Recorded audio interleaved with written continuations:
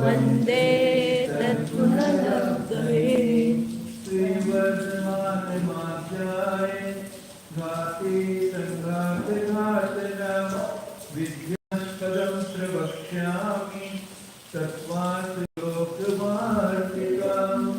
देवादिदेवता श्री आदिनाथ भगवान की परम पूज्य आचार्य श्री उमा स्वामी जी महाराज की परम पूज्य आचार्य श्री विजय स्वामी जी महाराज की परम पूज्य आचार्य श्री शांति सागर जी महाराज की परम पूज्य आचार्य श्री सन्मुखी सागर जी महाराज की परम पूज्य आचार्य श्री अभिनंदन सागर जी महाराज की परम पूज्य आचार्य श्री आचार्य विजय सुंदर सागर जी महाराज की गुरुदेव समंतभद्र स्वामी की परम पूज्य आचार्य श्री सागर जी महाराज की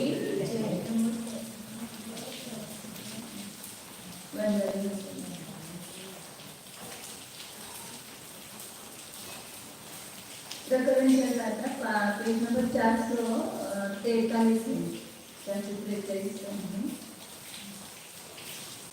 ते 424 पर नहीं 443 प्रकरण में चल रहा है कि पहले ये बताया उन्होंने कहा था ने कि पद का कुछ अर्थ नहीं होता है वाक्य का अर्थ होता है। तो आचार्य ने सिद्ध किया कि पद का अर्थ नहीं होगा तो वाक्य का भी अर्थ कैसे होगा। प्रत्येक पद भी सार्थक है, अपना अपना अर्थ बताकर अन्य युक्ति करता है। तो वाक्य में योगदान लगाते हैं, फिर पद में भी योगदान लगाते हैं। तो फिर उसके ऊपर और दूसरे उदाहरण दिया था कि नेय के समान नेय पद जो है वो व्यवच्छेद्य नहीं है, मतलब उसको कोई दूसरा निराकरण करने योग्य नहीं है। तो उसमें आने निवृत्ति क्या होगी, नेय को आप योग लगाएंगे तो उसको आने व्यावृत्ति नहीं, क्योंकि उसका व्यवच्छेद्य नहीं है। मतलब नेय कोई भी पदार्थ जगत का है वो नेय है ही, आप विज्ञान को भी नेय मान रही है। तो नेयपना जो है वो व्यवच्छेद्य नहीं है, ऐसा कहा था। उसको आचार्य ने सिद्ध किया कि नेय पद भी नेय शब्द भी व्यवच्छेद्य है, क्योंकि नेय के लिए दूसरा ज्ञान है। तो नेय की ज्ञान से निवृत्ति होती है नेय पद से। भले ज्ञान भी स्वयं नेय है, लेकिन उसके दो रूप है, ज्ञान और नेय। तो उसके लिए उन्होंने 4 प्रकार का साधन बताया था, कर्तृ साधन, करण साधन, भाव साधन और कर्म साधन। उसमें ज्ञेय शब्द का अर्थ तो कर्म साधन हो जाएगा, जो जाना जाता है वो ज्ञेय मतलब ज्ञान। लेकिन बाकी ज्ञान शब्द के जो 3 अर्थ है वो उसके नहीं होते हैं। न्याय, ज्ञान और ज्ञप्ति, ये तीनों अर्थ अलग हैं। तो वो ज्ञेय की अपेक्षा से व्यवस्थित हो गए ना, ज्ञेय की उनसे निवृत्ति हो गई, कल हो गया थे ज्ञेय पद जे आहे ते व्यवच्छेद्य नाही असं म्हटलं होतं. जे त्याला ज्ञेयाला दुसरं काही कशापासून निवृत्ती करणार, कोणता पण पदार्थ असला तर तो ज्ञेय आहेच, अज्ञेयापासून निवृत्ती त्याची होतच नाही. तर ते सिद्ध केले की ज्ञेय सुद्धा व्यवच्छेद्य आहे, कारण ज्ञेयाला दुसरं ज्ञान आहे, ज्ञानाचे अज्ञेय आहे, म्हणून त्यापासून निवृत्ती होते. सिद्ध केलं ते कसं, तर ज्ञानाची 4 साधनं आहेत. तर ज्ञेय अर्थ तो होतो तो एका साधनाचा होतो, फक्त कर्म साधनाचा. बाकी 3 साधनाचा अर्थ ज्ञेय होत नाही, म्हणून त्याच्यापासून निवृत्ती सिद्ध होते. ते सिद्ध केलं. आता खाली पुन्हा सांगतात. प्रथम अज्ञेयस्य ज्ञायकत्वादेहि ज्ञान रूपस्य सिद्धि। कथम अज्ञेयस्य, जो ज्ञेय नहीं है, अज्ञेय है, ऐसा कोई न्याय तत्व, ये बता न्याय तत्व है, ज्ञान है और ज्ञप्ति है, ये अज्ञेय है। तो इस अज्ञेय के न्यायकत्वादी जो अज्ञेय है उसमें ज्ञान रूप की सिद्धि कैसे है। जो अज्ञेय रूप न्यायपना है उसमें भी ज्ञानपना है, उसमें ज्ञान रूप की सिद्धि कैसे है, ऐसा प्रश्न किया। ज्ञान मानस्य कुतः, जो जाना जा रहा है उसमें में वो ज्ञान रूप की सिद्धि कैसी है, न्यायपने में ज्ञान रूप की सिद्धि कैसी है, और जो जाना जा रहा है ज्ञानवान है, जो जाना जा रहा है ज्ञानवान है, उसमें ज्ञान रूप की सिद्धि कैसी है। ऐसा प्रश्न के दो, न्याय को भी ज्ञान कहते हैं और न्यायवान को भी ज्ञान कहते हैं, उसमें ज्ञान रूप की सिद्धि कैसी है, ऐसा प्रश्न किया। तो स्वतः परत्र समानम, स्वतः ही है, उसमें ज्ञान रूप पत्र की सिद्धि स्वतः ही है, ऐसा करेंगे तो आचार्य कहेंगे परत्र समान है, एक बात दूसरे में भी समान है, मतलब न्याय रूप में भी ज्ञान रूप की जो सिद्धि है वो भी स्वतः ही है, दूसरे जगह भी वो समान है। यथेहि ज्ञानम ज्ञेयत्वेन स्वयं प्रकाशते तथा ज्ञायकत्वादीनापि विशेष अभाव। ज्ञान भी स्वयं ज्ञेय है ना, ज्ञेयपना भी है, लेकिन उसमें न्यायपना ज्ञानपना एक स्वतंत्र रूप है उसके, तो इसलिए जिस प्रकार ज्ञान ज्ञेय रूप से स्वयं प्रकाशित होता है, वैसे न्यायकत्वादी रूप से भी स्वयं प्रकाशित होता है, कोई विशेषता नहीं है।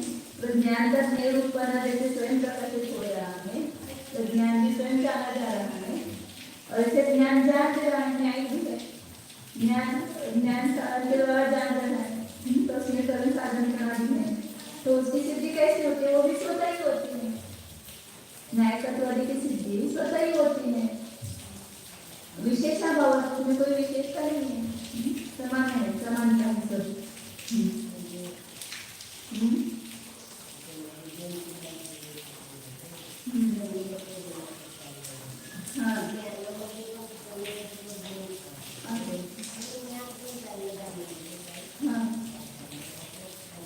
ज्ञान गुण आहे, प्रमेय तो गुणामध्ये गुण राहते, परंतु आत्म्यामध्ये प्रमेय तो गुण आहे आणि ज्ञानापासून आत्मा अभिन्न आहे, म्हणून आत्म्यामध्ये प्रमेय तो गुण आहे, तर ज्ञान पण त्याच्यामध्ये आलंच ना, आत्मज्ञान स्वरूपच आहे, प्रमेयपणा त्याच्यामध्ये पण आला, एक गुणाचं रूप सगळ्या गुणामध्ये असतं, कारण आत्मा जो आहे तो गुणांचा खिंडच आहे ना, आत्म्यामध्ये एक गुण जो आहे, आत्मा में एक जो गुण है उसका रूप सभी गुणों में आ जाता है, तो प्रमेय तो गुण है, तो सभी गुणों में प्रमेय तो बना रहेगा,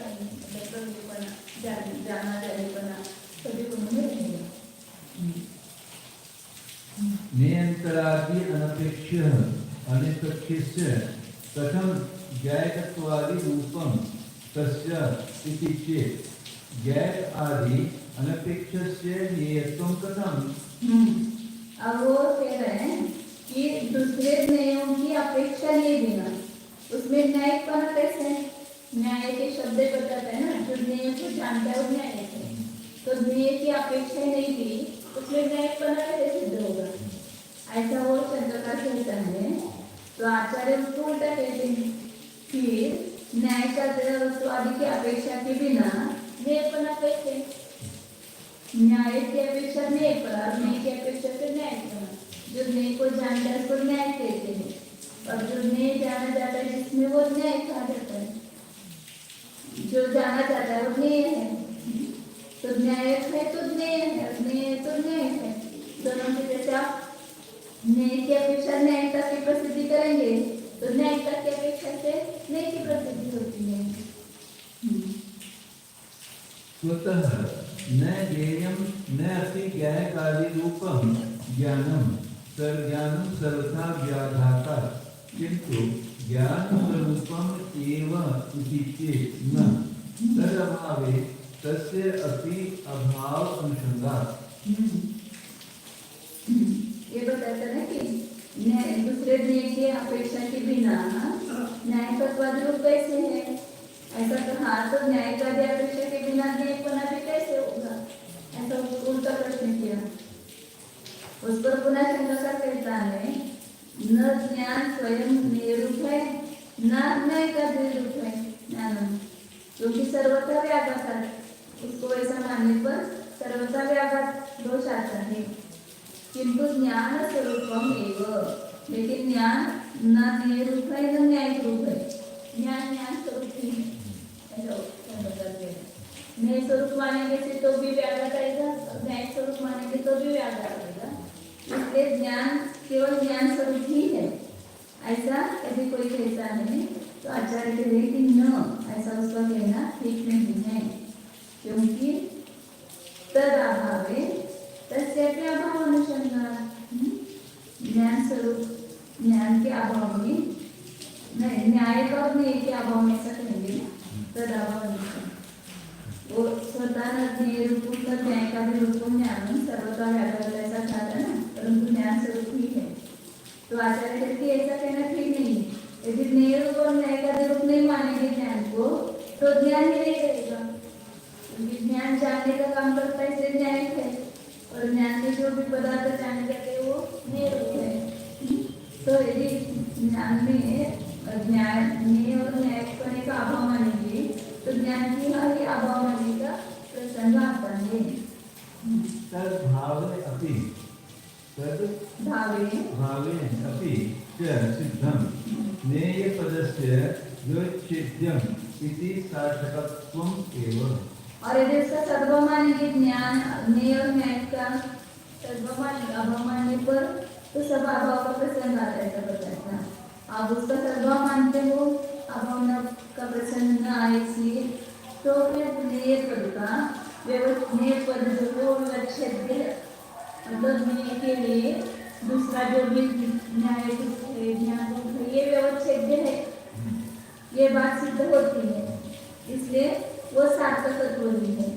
मतलब न्याय पद जो है उसके लिए व्यवच्छेद्य नहीं है, ऐसा कहा था। आचार्य सिद्ध के कि न्यायिकत्व रूप और न्यायिकत्व रूप और ज्ञानत्व ये उसके लिए व्यवच्छेद्य है। पर जब न्याय कहेंगे तो ज्ञान पद की व्यावृत्ति हो जाएगी या न्याय तत्व की व्यावृत्ति हो जाएगी न्याय शब्द कहने पर। तो इसलिए न्याय शब्द सर्वथा व्यवच्छेद्य का अभाव है, ऐसा नहीं, उसके लिए भी व्यवच्छेद्य है। प्रत्येक पद के लिए दूसरे को ये व्यवच्छेद्य होता नहीं है।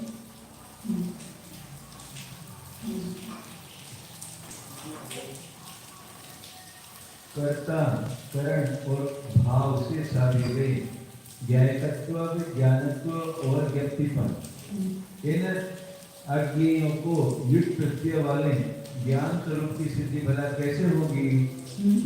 मतलब ये तीनों न्यायकत्व कर्ता साधन है, ज्ञानत्व करण साधन और व्यक्तिपन भाव साधन है, और तीनों को भी अज्ञेय सिद्ध किया। न्याय को छोड़कर है ना, ये न्याय के अलावा है, तो इन तीनों में भी अज्ञेय मतलब न्याय का अभाव बना है, तो उसमें युक्त प्रत्यय लगा करके ज्ञान शब्द बना है।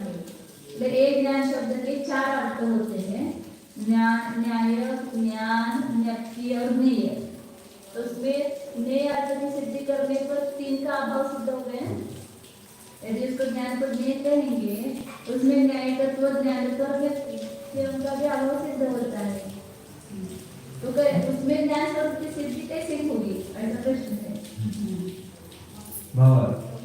जो अज्ञेय है वह ज्ञान स्वरूप कैसे सिद्ध होगा? ऐसा प्रश्न होने पर तो हम भी पूछेंगे कि जानने योग्य ज्ञेय को कर्म में युक्त प्रत्यय करने पर ज्ञान करना कैसे सिद्ध होगा? तुम ही बताओ। इस पर तुम यदि यूं कहो कि जाने गए ज्ञान को तो स्वतः ही ज्ञान रूपता सिद्ध है, मैं जो ज्ञेय है उसको ज्ञान रूपता स्वतः सिद्ध है। ऐसा कहने पर तो दूसरों में भी यानी ज्ञायक, कर्म ज्ञान और व्यक्ति में भी समान रूप से अपने आप ज्ञान रूपता सिद्ध हो जाती है। जिस ही प्रकार की ज्ञान ज्ञेयपने से स्वयं निश्चय से प्रकाश रहा है, इस ही प्रकार वह ज्ञान ज्ञायक, व्यक्तिगत और व्यक्ति रूप से भी स्वयं प्रकाशित हो रहा है, कोई अंतर नहीं है। यदि कोई यूं कहे कि दूसरे जानने योग्य आदि अर्थों की नहीं अपेक्षा रखने वाले ज्ञान के ज्ञायकत्व, ज्ञानत्व आदि स्वरूप भला उस ज्ञान के कैसे कहे जाएंगे? ऐसा आक्षेप करने पर तो हम भी कहेंगे कि ज्ञायक, व्यक्ति और ज्ञान की नहीं अपेक्षा रखने वाले के ज्ञेयपना भी कैसे माना जा सकता है, बताओ। जैसे न्याय के बिना ज्ञेय नहीं, ऐसे ज्ञेय के बिना न्याय नहीं। विरोधी परस्पर में अपेक्षा से सही है। यदि कोई ज्ञान अद्वैतवादी योग कहे कि ज्ञान न तो स्वयं अपने आप में स्वरूप है और जायक ज्ञान व्यक्ति रूप भी नहीं है, क्योंकि सभी प्रकारों से व्याघात हैं, यानी ज्ञान के शुद्ध पूर्ण शरीर में ज्ञायकपन और ज्ञेयपन धर्म के लिए स्थान नहीं है। यदि ज्ञायकपन या ज्ञेयपना माना जाएगा तो ज्ञानपना नहीं ठहर सकेगा, किंतु वह ज्ञान सर्वांग ज्ञान रूप से ज्ञान स्वरूप ही है। तो आचार्य कहते हैं कि यह तो न कहना, क्योंकि उन ज्ञायक आदि स्वरूपों के न मानने पर उस ज्ञान स्वरूप के भी अभाव हो जाने का प्रसंग हो जाएगा। ज्ञान स्वयं अपने को अपने से जानता हुआ ही ज्ञान बना बैठा है, अन्यथा नहीं। दूसरी बात यह है कि यदि ज्ञान को ज्ञान स्वरूप बने का ही सद्भाव माना जाएगा तो भी वह ज्ञान ज्ञेय पद का व्यवच्छेद सिद्ध हो जाता है, व्यवच्छेद सिद्ध हो जाता है। इस प्रकार व्यवच्छेद के सद्भाव होने पर ज्ञेय पद को सार्थक बना ही है। कल जो प्रकरण चला था कि ज्ञेय पद जो है ज्ञेय, उसके लिए दूसरा कोई व्यवच्छेद नहीं है, मतलब जिससे निवृत्ति की जाए उसकी। जितने भी पदार्थ जगत के सब ज्ञेय है, इसलिए आदमी कुछ है ही नहीं। तो उसके लिए आचार्य ने सिद्ध किया था कि ज्ञान यही व्यवच्छेद है ज्ञेय के लिए, क्योंकि ज्ञेय को छोड़कर के ज्ञान है ना, तो इसलिए ज्ञेय सर्वथा व्यवच्छेद नहीं, तो दूसरे का निराकरण नहीं कर सकता। ज्ञेय पद से होता है ऐसा जो कहे तो नहीं सिद्ध होता है कि ज्ञान से ज्ञेय की निवृत्ति होती है। जब ज्ञेय शब्द करेंगे तब उसका अर्थ क्या होगा, ज्ञान नहीं होगा।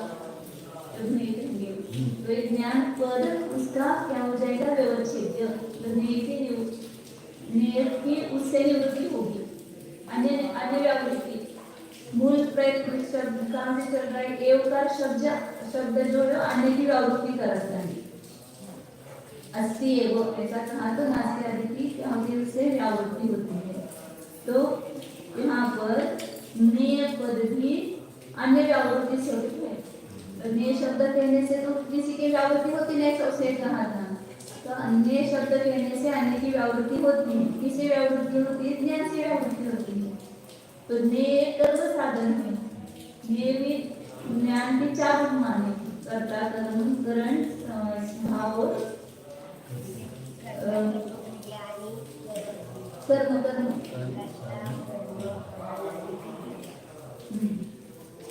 तो ज्ञेय शब्द अर्थ किसका होगा, केवल कर्म साधन का होगा।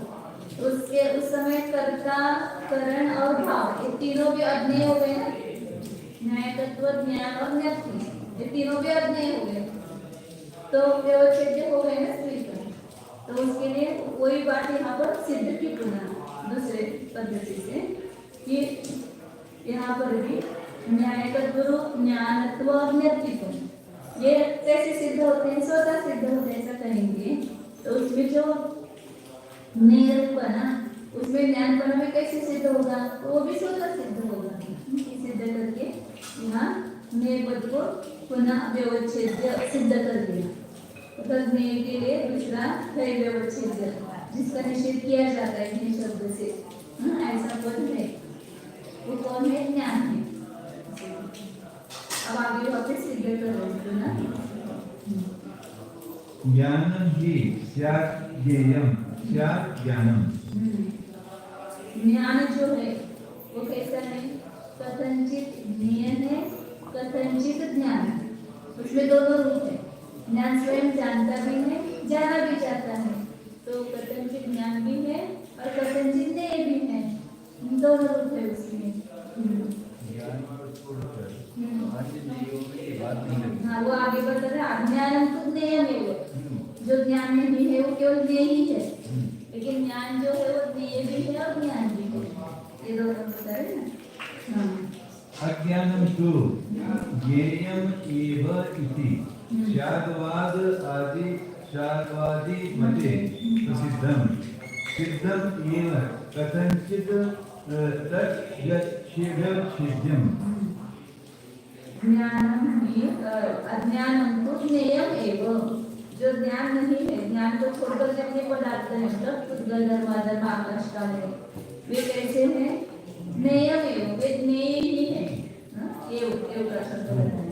तो इस प्रकार सारवार मत में प्रसिद्ध है। इसलिए ज्ञेय पद को कथनचित व्यवच्छेद्य है ये बात सिद्ध ही होती है। ज्ञेय शब्द जब कहेंगे तो उससे ज्ञान की निवृत्ति होगी, इसलिए ज्ञेय के लिए व्यवच्छेद्य है ये बात सिद्ध होती है।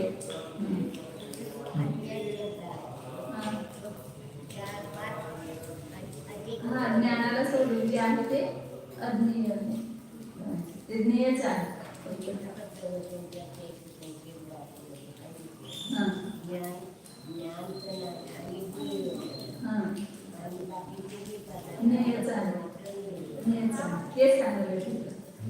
ज्ञान म्हणजे आत्मा स्वयं ज्ञाता पण आहे, ज्ञान पण आहे, ज्ञेय पण आहे। बाकीचे पदार्थ केवळ ज्ञेयच आहे। न च ज्ञानं स्वतः परतः वा येन रूपेण ज्ञेयं तेन ज्ञेयम् एव, येन तो ज्ञानं तेन ज्ञानम् एव इति अवधारणे स्याद्वादि विरोधः सम्यक् एकान्तस्य तथा उद्गमात्। वो शंका पुन्हा कीर्तने की ज्ञानम स्वतः परतः वा न ज्ञानम स्वतः परतः वा, ज्ञान न स्वतः है न परतः है। जे एक रूपेण ज्ञेयं तेन ज्ञेयम् एव, ज्ञान है जिस रूप से उसका ज्ञेय स्वरूप है उस रूप से वह ज्ञेय ही है, और जिस स्वरूप से वह ज्ञान है उस स्वरूप से ज्ञान ही है। ऐसा उदाहरण करने में जैसे आपने देखा ना, ये कर लगाया कि जिस रूप से ज्ञेय उस रूप से ज्ञेय ही है, और जिस रूप से ज्ञान है उस रूप से ज्ञान ही है। ऐसा उदाहरण करने पर स्याद्वाद में विरोध आता है, तो ऐसा नहीं है। सम्यक एकांत से तथा उपगमान, सम्यक एकांत को उस रूप से स्वीकार किया गया है। तो सम्यक एकांत कहते हैं जिस रूप से वो वस्तु कही जा रही है वो वैसी ही है, ये सम्यक एकांत है। प्रवर्तित नहीं की अपेक्षा वस्तु नित्य ही है, ये सम्यक एकांत है। परावर्तित नहीं की अपेक्षा वस्तु अनित्य ही है, ये क्या है? सम्यक एकांत है। क्योंकि अपेक्षा बताइए तो वस्तु उस रूप से ही प्रसिद्ध होती है।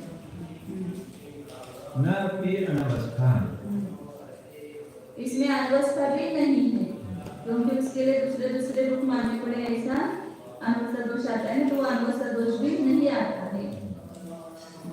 पर अपरिज्ञान ज्ञेय रूप परिकल्पना अभावात् तावत् एव कस्यचित् आकांक्षा निवृत्तिः।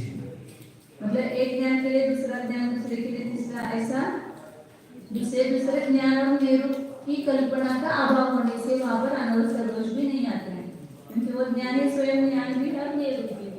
उसके लिए कुछ ज्ञान को जानने के लिए पुनः दूसरा ज्ञान चाहिए, ऐसा नहीं। फिर उसको जानने के लिए तीसरा ज्ञान चाहिए, ऐसा नहीं। दूसरे ज्ञान और निरूप की कल्पना का अभाव होने से अनवस्था दोष भी नहीं आता है, क्योंकि तावत एवं उतने ही तावदा चाहिए ना, तावदा होते का तावदा नहीं, तावदा एवं कस्यचित् आकांक्षा नहीं, मैंने वो संरक्षित करेंगे ना, तो तावदा एवं होता है नहीं, उसे भक्ति करेंगे ना, उसके वो अलग है। उतने से ही किसी की आकांक्षा की निवृत्ति हो जाती है, मतलब अनवस्था दोष नहीं आता है। उस ज्ञान को कौन जानता है? वही ज्ञान जानता है। या दूसरा भी ज्ञान मानेंगे तो वो ज्ञान भी स्वयं नहीं है, पुनः उसको जानने के लिए तीसरा ज्ञान मानेंगे तो वो ज्ञान भी स्वयं नहीं है, उसको कौन जानेगा? फिर चौथा ज्ञान, कहीं ना कहीं पर वहाँ पर आकांक्षा की निवृत्ति हो जाएगी। वही उतने वहाँ तक की आकांक्षा नहीं, ऐसा आकांक्षा की निवृत्ति उठने से ही किसी की आकांक्षा की निवृत्ति हो जाती है, इससे अनवस्था दोष नहीं आता है। साकांक्षस्य तु तत् रूपांतर कल्पनायामपि दोष अभावात् सर्वार्थ ज्ञान उत्पत्तो सकल अपेक्षा पर्यवसान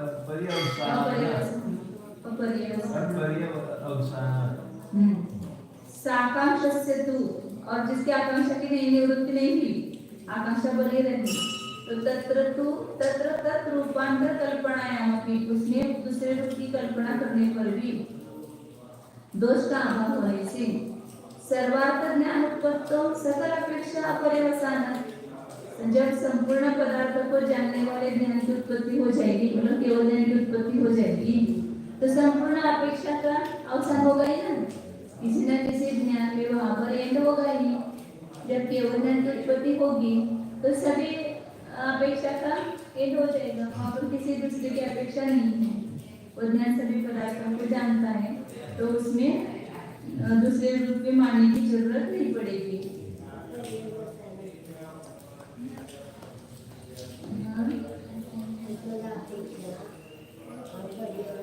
अपर्यवसान अवसान नहीं होगा।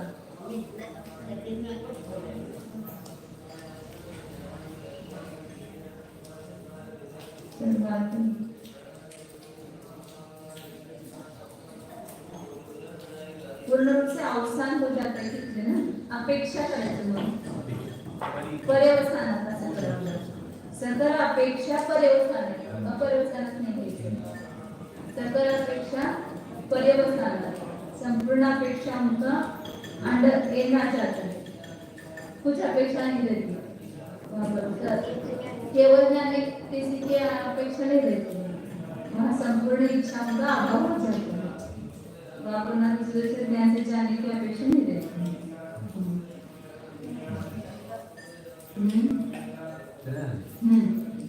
पर आशंकितस्य व सर्वस्य ज्ञेयस्य व्योच्छेद्यत्व वचनात् न ये पदास्य अनर्थत्वम्। यहाँ पर थोड़ा सा ने पदस्य चाहिए, पदास्य हो गए हैं, ने पदस्य अनर्थत्व, पदार्थ पदस्य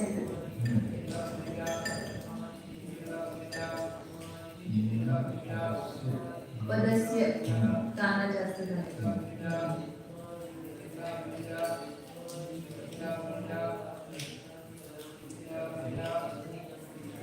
दूसरे के द्वारा जो जिसकी शंका की गई है, ऐसे सर्वस्य अज्ञेय से संपूर्ण अज्ञेय का व्यवच्छेद्यत्व वचनात्, अज्ञेय की निवृत्ति हुई ना, तो संपूर्ण अज्ञेय का व्यवच्छेद्यपन का वचन होने से नए पद की अनर्थकता नहीं है, में सार्थकता है। नए पद बाकी के अज्ञेय पद की निवृत्ति करता है, इसलिए नए पद सार्थक है। ना हर एक पद आने की उनका स्वयं की तो विधि करता है, और आने की व्यावृत्ति एवकार से होती है, इसलिए एवकार लेना चाहिए, ऐसा इसके लिए चल रहा है सब।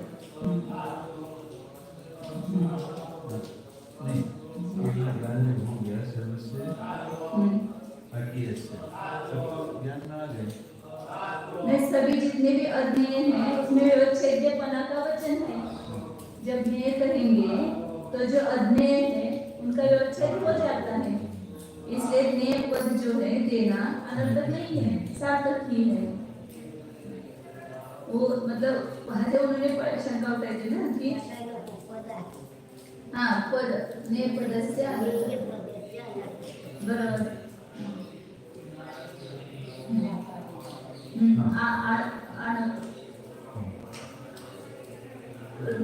पद देना सार्थक है, अनर्थक नहीं है, क्योंकि दूसरे व्यवच्छेद है इसके लिए। अज्ञेय है, अज्ञेय क्या है? ज्ञान न्याय ये सब अज्ञेय है, तो इसलिए ज्ञेय पद देना अनर्थक नहीं है। सर्वपदम द्व्यादि संख्या पदम आदि द्व्यादि संख्या पदम वा अनेन सार्थकम उत्तम असर्वस्य अद्व्यादेः च व्यवच्छेद्यस्य सद्भावात्। उसी प्रकार आप जो सर्व पद है, सर्व पद क्या व्यवच्छेद लग गया? सर्व पद में सर्व आ गया ना, सर्व आ गया, तो उसके लिए व्यवच्छेद क्या लग गया? उसके लिए भी व्यवच्छेद है असर्व पद। सर्व है तो पूरा नहीं है, सर्व है ऐसा हो गया ना। तो द्विआदि संख्या से अद्विआदि दो के मतलब अद्वि नहीं है, मतलब 3 नहीं, 4 नहीं, 5 नहीं, ऐसा हो जाता है अद्वि। तो इसलिए होगा कि सर्व पर द्विआदि संख्या पर, दो आदि संख्या पर, 2 3 4 5 जो संख्या पर है, इससे सार्थक बना उसका भी कहा गया। कैसे? क्योंकि असर्वस्य असर्व पद से असर्वस्य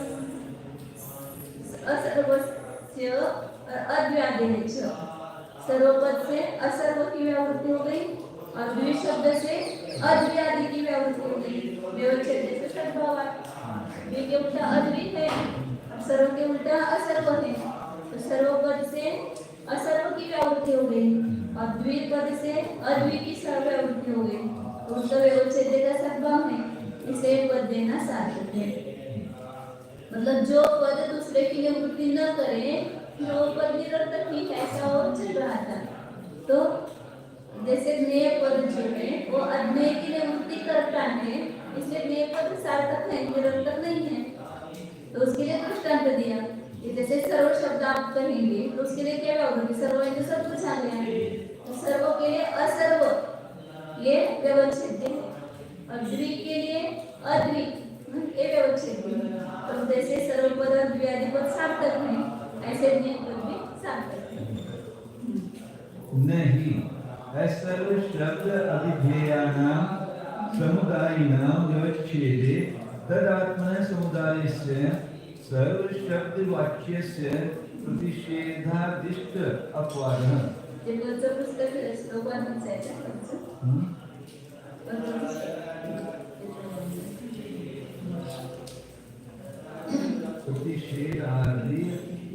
प्रतिषेध अधिष्ठा अपवादः। प्रतिषेधादि नहीं, प्रतिषेधात् इष्ट अपवादः। प्रतिषेधात् इष्ट अपवादः संभवति। समुदायेभ्यः कथंचित् भेदात् समुदायस्य नहीं असर्व शब्द अभिधेयानां समुदायिनां, असर्व शब्द के द्वारा कहने योग्य। असर्व शब्द क्या कहता है? कुछ ऐसा कहता है ना जो सर्व नहीं है, असर्व। असर्व शब्द के द्वारा जो कहने योग्य है ऐसा समुदायिनां व्यवच्छेद, ऐसे समुदायों का व्यवच्छेद करने पर तदात्मनः समुदाय से उस स्वरूप समुदाय का सर्व शब्द वाच्य से, सर्व शब्द का जो वाच्य है उसका प्रतिषेधात्, उसका प्रतिषेध होने से इष्ट अपवाद नहीं, छेदात् इष्ट अपवाद संभव न संभवति, इष्ट का अपवाद संभव नहीं है, ऐसा ये प्रतिज्ञा हो गया। तो समुदायेभ्यः कथंचित् भेदः समुदायस्य, समुदाय व समुदायी ऐसे दो तरह। सर्व जो है वो समुदायी हो गया, एक मिलकर सर्व हो गए ना, तो एक जो वस्तु है वो असर्व हो गई अलग अलग, और इन असर्वों का समूह एक सर्व हो गया। तो समुदाय जो है सर्व शब्द समुदाय कौन हो गए? एक पदार्थ समुदायी हो गए और उनका समुदाय है वो सर्व हो गया। तो समुदाय से समुदाय कथंचित कैसा होता है? भिन्न होता है ना, जैसे सर्व और असर्व दो अलग हो गए ना, तो सर्व के लिए असर्व ये व्यवच्छेद हो गया, सर्व ये समुदाय हो गया और उस जिसको एक पदार्थ जो है वो समुदायी हो गया। अपन जैसे कहते हैं ना समुदाय म्हणजे द्रव्य, आणि समुदाय मतलब एक समुदाय को धारण करने वाले एक पार्ट वगैरे असते। अन्वय और अन्वयी, अन्वयीनं गुणाः असं म्हटलेलं आहे, आणि गुण अन्वयी हो गए और द्रव्य अन्वय हो गए द्रव्य। तो अवयव वहाँ पर अवयव और अवयवी में अलग है थोड़ा, अवयव मतलब एक एक पार्ट हो जाएगा हाँ। और सबको धारण करने वाला अवयव भी हो जाएगा। लेकिन ऐसा समुदाय का वैसा नहीं है। समुदाय मतलब वो एक अखंड वस्तु हो गई और उसके एक एक जो पार्ट है एक एक अवयव वो समुदाय ही हो गए। अवयव समुदाय हो गए, अवयव ही समुदाय हो गए। ऐसा हाँ, अन्वय द्रव्य और अन्वय न गुण। गुण अन्वय ये मतलब एक एक गुण अलग अलग है। ये समुदाय है हाँ। और इसमें एक एक समुदाय है। समुदाय और ये पूरा अवयवी हो गया। हाँ। और उसके एक एक अवयव हो गए। समुदाय अवयव समुदाय है। हाँ। और अवयवी समुदाय है। जैसे द्रव्य को अन्वय कहा और गुण को अन्वय कहा। तो अन्वय को धारण करने वाले गुण हो गए। द्रव्य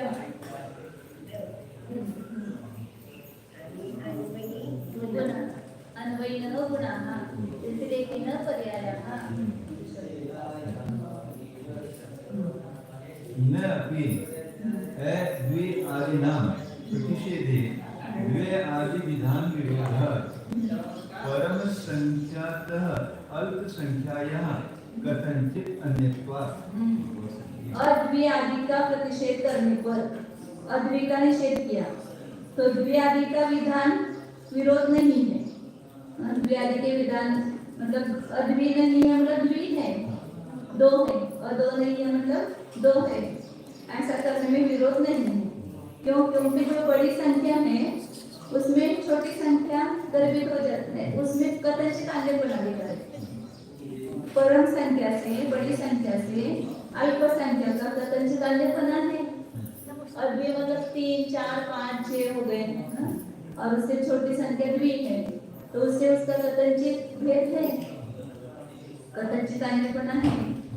और भी मतलब विपरीत नहीं है। परम बड़ी संख्या से अल्प संख्या का कथनचित अन्य बना सिद्ध होता है।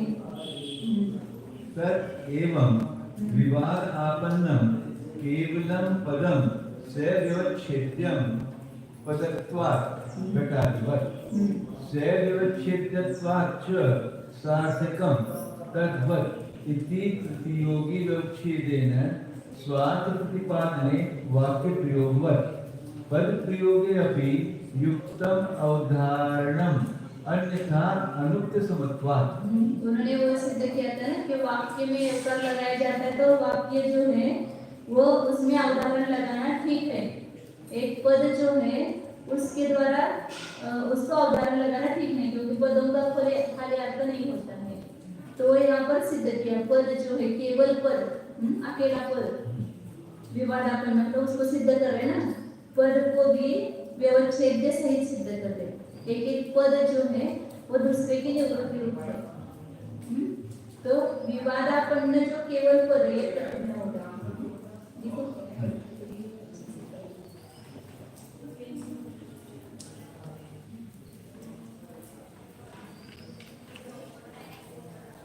जो साध्य है वो विवादापन्न होता है ना, तो ये साध्य है पूरा धर्म से धर्मी पूरा साध्य है यहाँ पर कि केवलम पदम सव्यवच्छेद्यम, केवल अकेला पद।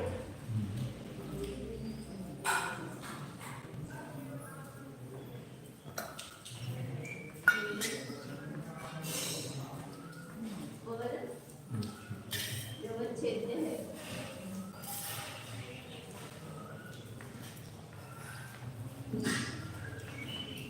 क्यों? क्योंकि पदपना होने से जो पद होता है वो व्यवच्छेद्य होता है। जैसे घट, घट ये पद है। होने से इसका हेतु प्रतिज्ञा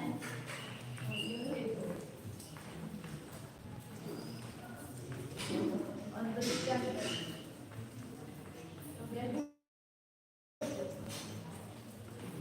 पद है। तो ऐसे ही यहाँ पर केवल पद कोई भी पद होगा तो वो व्यवच्छेद सहित ही होता है। मतलब व्यवच्छेदन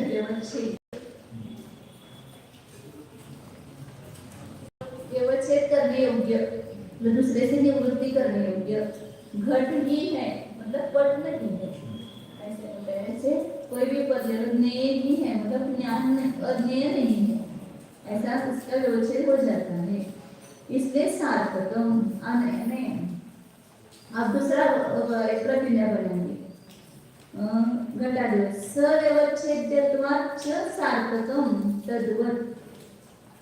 घटादेव व्यवच्छेदपना होने से पद जो है वो सार्थक है, मतलब ये उपनय हो जाएगा।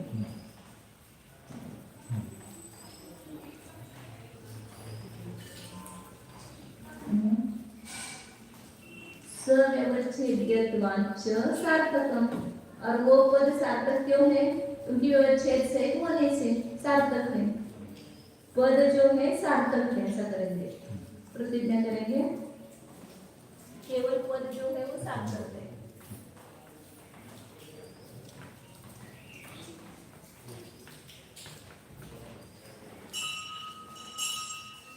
क्यों? क्योंकि इस पे हेतु बनाएंगे व्यवच्छेद्य होने से। जो व्यवच्छेद होता है वो सार्थक होता है, इसको हेतु बनाएंगे। इसके समांतर उस घट के समान है। घट पद जो है वो सार्थक है क्योंकि उसका व्यवच्छेद है। इति प्रतियोगी व्यवच्छेद, उसके जो विरोधी, उसके जो प्रतिपक्षी है उसके व्यवच्छेद के द्वारा स्वार्थ प्रतिपादन, अपने अर्थ का प्रतिपादन करने में जैसे वाक्य का प्रयोग युक्त है वैसे पद का प्रयोग भी युक्त है। पद का प्रयोग ही नहीं होता ऐसा नहीं, पद भी अपने को छोड़कर जो दूसरे पदार्थ में उसकी व्यावृत्ति उसका व्यवच्छेद करता है। इसलिए पद के प्रयोग में भी अवधारण करना युक्त ही है। एवं लगाना घट ही पट ही, ऐसे एवकार अवधारण करना युक्त है। अन्यथा अनुक्त समत्वात्, यदि एवकार नहीं लगाएंगे तो वो नहीं कहे हुए के समान हो जाएगा। एवकार लगाते तो अपना स्वार्थ का प्रतिपादन करता है और अन्य का निषेध करता है। अन्य के निषेध के लिए ही वहां पर एवकार लगाया जाता है। जीव ही है मतलब अजो नहीं है। अवधारण आणि वाक्यामध्ये अवधारण जसं युक्त आहे सार्थक है, तसं पदामध्ये सुद्धा दूसरे एक मतवादी था, वो उन्होंने पद का निषेध किया था।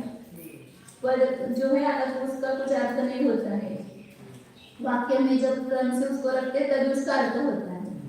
तो ऐसे करते हैं एक एक पद जो है वो भी सार्थक है, वो भी अर्थवान है क्योंकि वो भी व्यवच्छेद है, क्योंकि उससे भी दूसरे की निवृत्ति होती है। तत्प्रयोगस्य अनर्थक, इसलिए वहां पर पद में भी एवकार का प्रयोग करना निरर्थक नहीं है।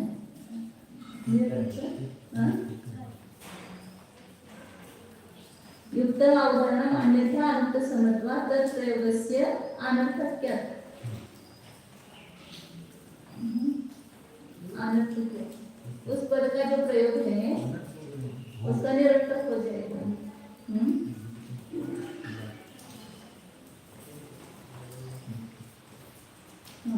पद का प्रयोग करना अनर्थक हो जाएगा, ऐसा करना।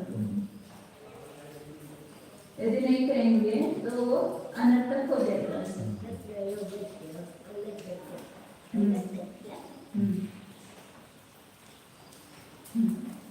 ज्ञान कथनचित ज्ञेय है और कथनचित ज्ञान है, अर्थात किसी अपेक्षा से ज्ञान अवश्य जानने योग्य है और ज्ञान कथनचित जानने वाला ज्ञान नहीं है। तथा घट पट आदि अज्ञान तो नेय ही है।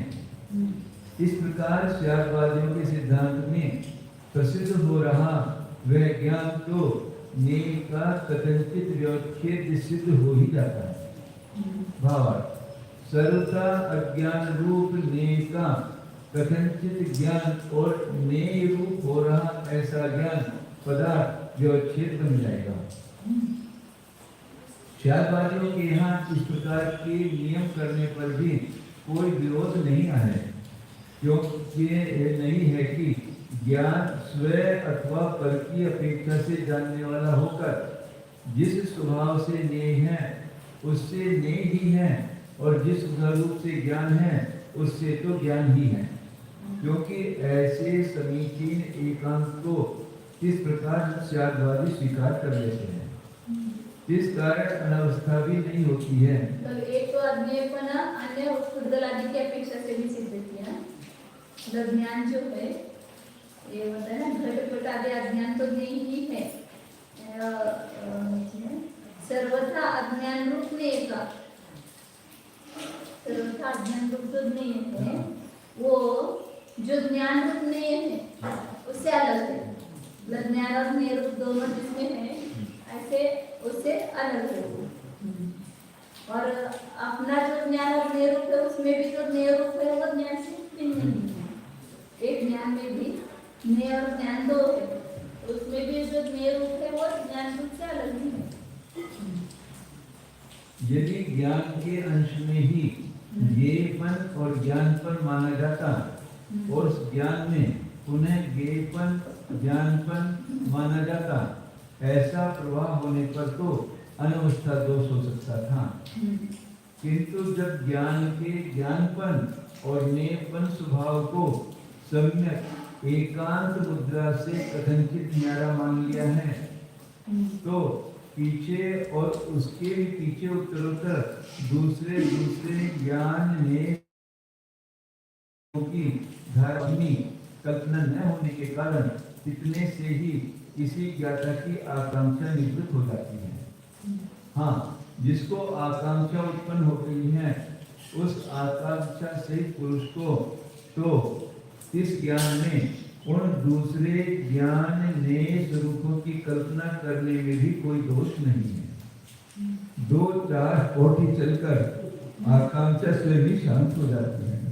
2-4 कोटि चलकर संपूर्ण रूप से अर्थ का ज्ञान उत्पन्न हो जाने पर पुनः संपूर्ण अपेक्षाओं का अंत हो जाता है।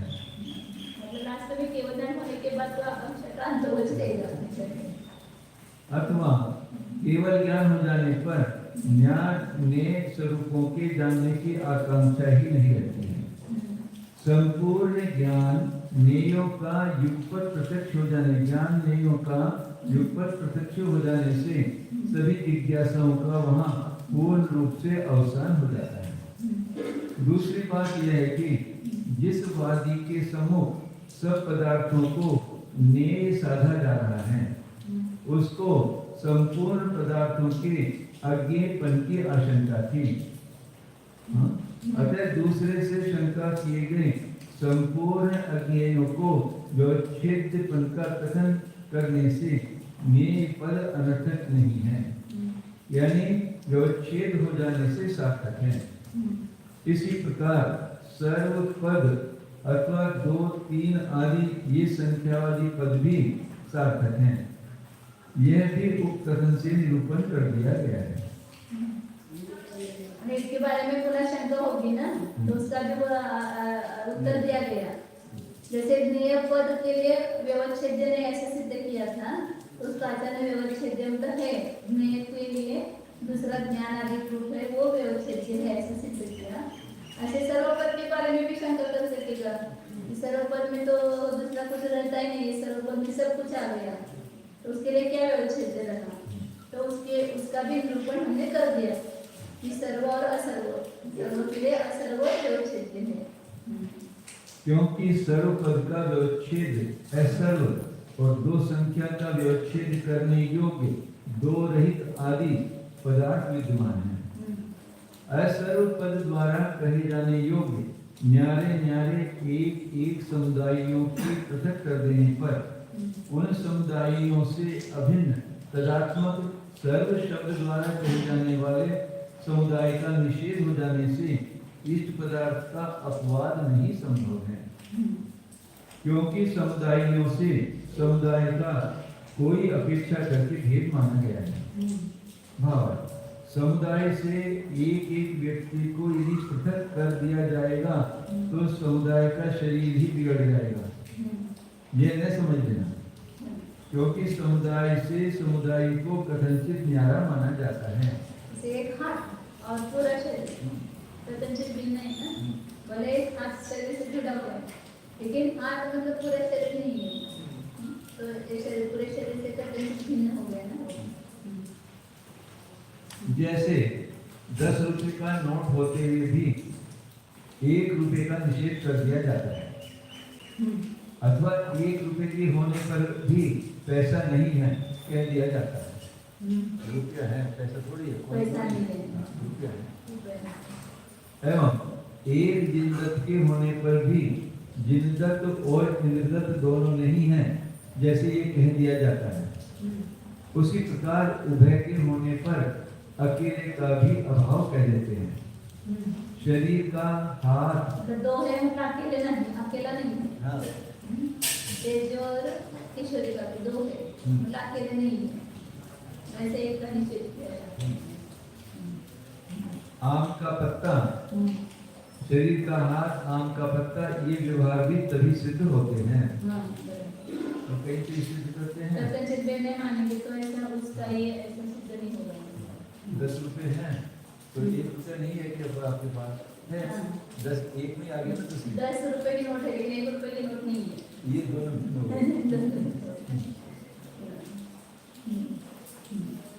अतः एक असर्व का निषेध करने पर सर्व का विधान हो जाता है, तथा संसार के सभी पदार्थ दूसरे को मिलाकर 2 बन सकते हैं, तथा अन्य 2 को मिलाकर सभी वस्तुएं 3 बन जाती हैं। इस प्रकार के वाच्यार्थ को कहने वाले दी, प्री, चतु आदि पद भी अत्रि, अत्रि आदि का निषेध करते हुए 2 आदि की विधि करते हैं। कोई विरोध नहीं है। बड़ी संख्या से छोटी संख्या का कथनचित भेद माना गया है। अतः केवल अन्वयी पदार्थों के भी स्याद्वाद परिपाटी के अनुसार व्यवच्छेद बन जाते हैं। व्यवच्छेद करने वाला पद सार्थक हो जाता है। इस कारण इस प्रकार सिद्धांत पुष्ट हुआ कि विवाद में पड़ा हुआ अन्य पदों से रहित केवल पद विपक्ष व्यवच्छेद से सहित है साध्य पद पना होने से हेतु। केवल पद मतलब दूसरा कोई पद नहीं, एक पद जो है वो भी व्यवच्छेद से सहित है। जैसे कि घट, पट आदि पद हैं दृष्टांत। इस अनुमान से व्यवच्छेद पना सिद्ध हो जाने पर दूसरे अनुमान द्वारा व्यवच्छेद सहित पन हेतु से केवल पद को सार्थकपना भी उन पट, घट आदि के समान साध दिया जाता है। पद सार्थक है दूसरा अनुमान से, क्योंकि व्यवच्छेद होने से। इस प्रकार अपने से भिन्न प्रतियोगियों की व्यावृत्ति करके स्वार्थ के प्रतिपादन करने में जैसे वाक्य का प्रयोग सार्थक है, उसी के समान पद के प्रयोग में भी एवकार द्वारा अवधारण करना युक्त है। अन्यथा नहीं कहे हुए के समान हो जाने के कारण उस पद का प्रयोग करना व्यर्थ हो जाएगा। भावार्थ वाक्य में एवकार लगाने के समान पद में भी अन्य व्यावृत्ति के लिए एवकार लगाना सार्थक है। अन्य तो आहु सर्वं वस्तु इति शब्द द्रव्य वचन जीव इत्यादि शब्दवत्। अन्यवादी कह रहे हैं कि सर्वं वस्तु इति शब्द द्रव्य वचन जीव इत्यादि शब्दवत्। सर्व वस्तु इत्यादि जो शब्द है वो द्रव्यवाची है, मतलब द्रव्य को कहने वाले हैं। द्रव्य सर्व शब्द भी द्रव्य को कहने वाला है, वस्तु शब्द भी द्रव्य को कहने वाले द्रव्यवाची है। जैसे जीव इत्यादि शब्द के समान जीव शब्द द्रव्यवाची है, वैसे सर्व शब्द भी द्रव्यवाची है और वस्तु शब्द भी द्रव्यवाची है, ऐसा कोई कहता है। तत् अभिधेयस्य विशेषत्वेन द्रव्यत्वात् अस्ति इति गुणवचनः तदर्थस्य विशेषणत्वेन गुणत्वात्। तद अभिधेयस्य विशेषत्वेन, वो जो है सर्व शब्द के द्वारा वस्तु शब्द के द्वारा जो कहने योग्य है वो क्या है? विशेष्य है। वस्तु जो है वो विशेष्य है, विशेषपना होने से द्रव्यत्वात्, क्योंकि विशेष होने के कारण वो द्रव्यपना है उसमें। और अस्ति इति गुणवचनः अस्ति इत्यादि जो गुण का गुणवाचक पद है वह तदर्थस्य विशेषणत्वेन उस अर्थ का विशेषण होने से गुणपणा है उसमें। अस्ति इत्यादि पर विशेषण है जो उसमें गुणपणा है और सर्व वस्तु इत्यादि पर द्रव्य है क्योंकि वो विशेष है, विशेष होने से द्रव्य विशेष है, गुण विशेषण है, इसलिए उसको द्रव्यवाची कहा और सर्व वस्तु शब्द को और अस्ति शब्द को गुणवाची कहा। अस्ति ये गुण है और द्रव्य सर्व ये द्रव्य है, सर्वमस्ति ये वस्तु है। तयोः सामान्य आत्मनः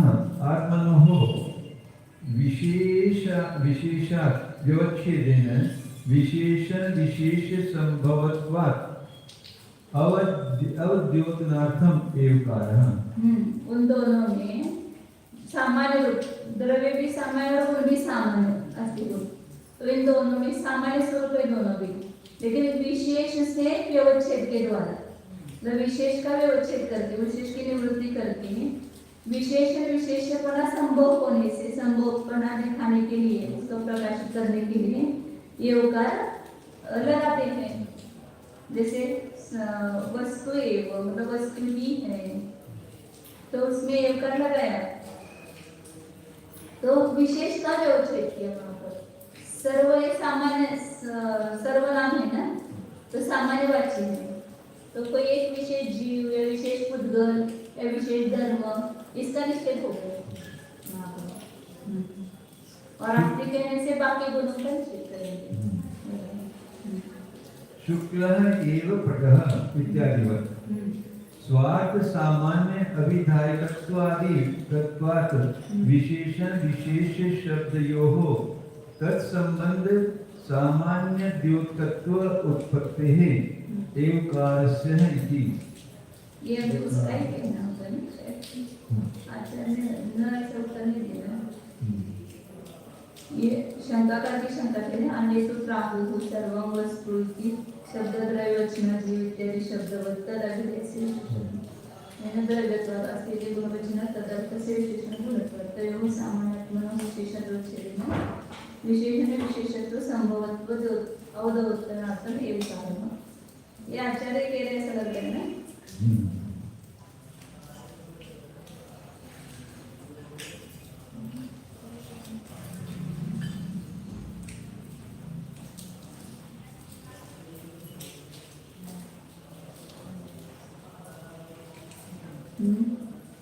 ये आचार्य बात में देंगे वो हाँ लास्ट में आचार्य एक ही वाक्य में उत्तर देंगे, ये तो बराबर ही कह रहे थे वो नहीं बराबर अनुमति कह रहे हैं, लेकिन वो उसको आचार्य कहेंगे आप ठीक कह रहे हैं।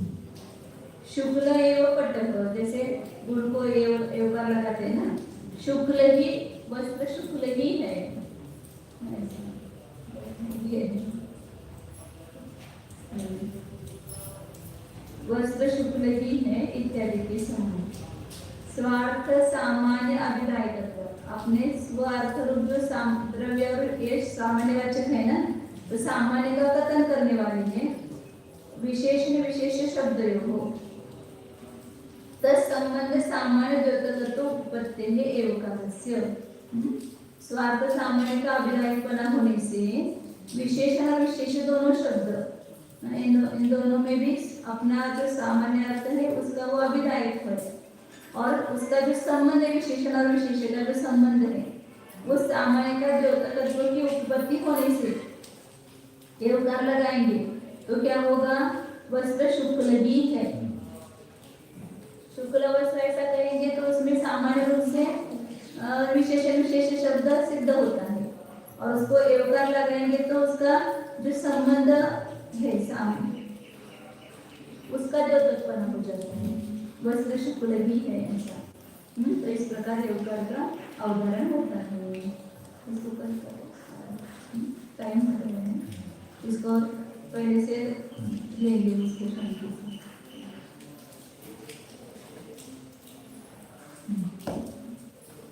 उदय वेळ झाला है परमात्मा प्रकाश वेळ ओम जानी यह मैं शुद्ध चैतन्यमय जीव वस्तु हूँ। केवल अपनी वस्तु को देखो, उसका अनुभव करो। यहाँ तो मिली हुई बहुत सारी वस्तुएं हैं, उसमें से ज्ञान में स्व और पर का व्यवच्छेद होता है। स्व भिन्न है, पर भिन्न है। इसमें जो केवल स्व है, क्या स्व है? तो अनादि अनंत, अखंड, अमूर्ति का संख्यात प्रदेश में अनादि अनंत गुणों का पिंड रूप वस्तु इसमें है। यह मैं हूँ और इसके अलावा जो कुछ है उद्गल परमाणु है, उनका पिंड है। कर्म न कर्म भाव कर्म, इन सबसे मैं भिन्न हूँ। मैं जीव ही हूँ। इसमें स्वार्थ का प्रतिपादन हो गया और अन्य अर्थ का व्याच्छेद हो गया। तो जीव शब्द का वाच्यभूत वस्तु है अंतरालय। यह वस्तु ही मन है, ऐसा भाव रचना करें।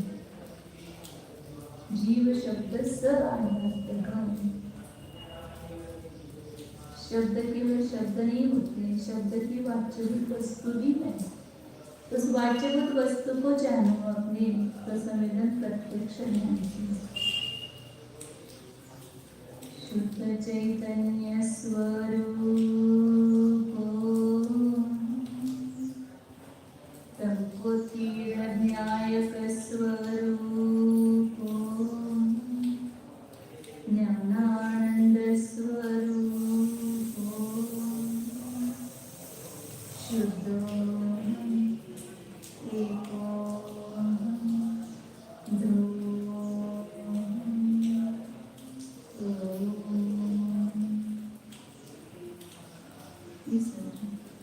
नमो हरिहंसाय, नमो शिवाय।